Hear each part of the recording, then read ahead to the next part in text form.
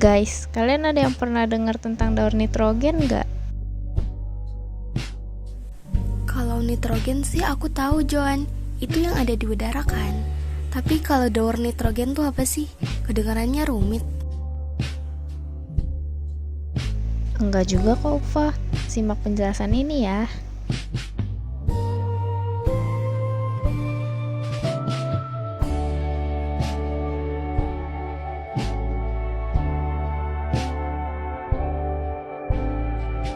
Nitrogen itu adalah elemen penting yang dibutuhkan semua makhluk hidup.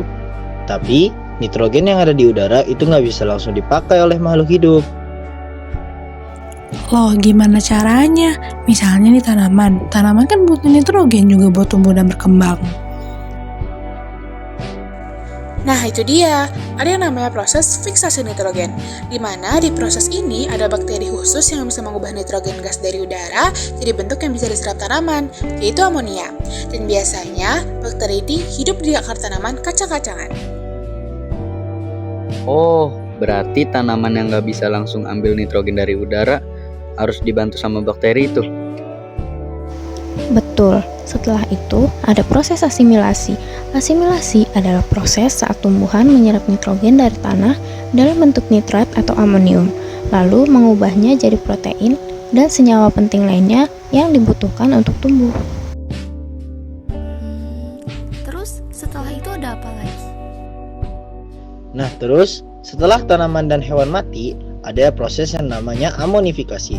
Di sini, bahan organik itu terurai dan nitrogen dilepaskan kembali ke tanah dalam bentuk amonia. Jadi, nitrogen itu terus berputar, gak ngilang. Wah, menarik banget. Terus, apa yang terjadi sama nitrogen yang udah dipakai tanaman atau terurai itu? Masih ada proses lainnya kan? Nah, terus ada lagi proses nitrifikasi. Ini adalah proses ketika amonia atau amonium yang dihasilkan dari amonifikasi diubah oleh bakteri tanah menjadi nitrit, lalu diubah lagi menjadi nitrat. Nitrat inilah yang nantinya bisa diserap lagi oleh tumbuhan lewat proses asimilasi. Agak kompleks juga ya ternyata proses nitrifikasi ini. Apa daur nitrogennya selesai di proses nitrifikasi? Atau masih ada proses yang lain?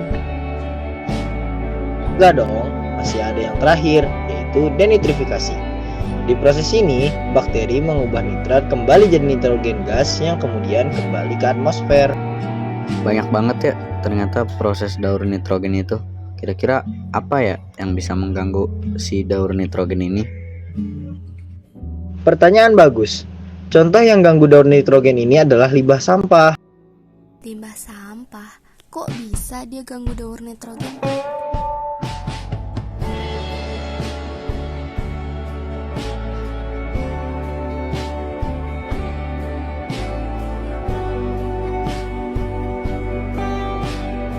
Jadi gini, ketika limbah organik pasar itu membusuk, dia akan menghasilkan amonia lewat proses amonifikasi. Tapi kalau limbahnya terlalu banyak dan dibuang sembarangan, kadar amonia jadi berlebihan di tanah atau air. Terus kalau kayak gitu bakal berakibat apa? Akibatnya bisa bikin tanah jadi terlalu asam dan air jadi tercemar atau polusi nitrogen. Masa sih? Bahaya banget dong. Selain itu, ada lagi nggak dampak buruk dari limbah sampah bagi daur nitrogen? Limbah sampah itu juga bakal berdampak ke proses nitrifikasi. Amonia dari limbah itu diubah jadi nitrit dan nitrat. Kalau terlalu banyak nitrat di tanah atau di air, bisa terjadi eutrofikasi di perairan. Selain dua proses itu, limbah pasar juga bakal mengganggu proses denitrifikasi, di mana proses ini kan mengubah nitrat jadi gas nitrogen yang nantinya akan dikembalikan ke atmosfer. Tapi kalau limbah numpuk dan lingkungan anaerob atau nggak ada oksigen, malah bisa terbentuk gas berbahaya seperti nitrogen oksida, yaitu gas rumah kaca. Jadi proses pengambilan nitrogen ke atmosfer jadi nggak seimbang dan emisi gas berbahaya meningkat. Kira-kira ada solusi nggak ya biar itu semua nggak terjadi? Ada dong, salah satu caranya adalah kita bisa mengolah limbah pasar itu dengan baik. Dipilah sesuai jenisnya, pokoknya kita bisa memulai dari hal yang paling kecil dan kita lakuin bareng-bareng.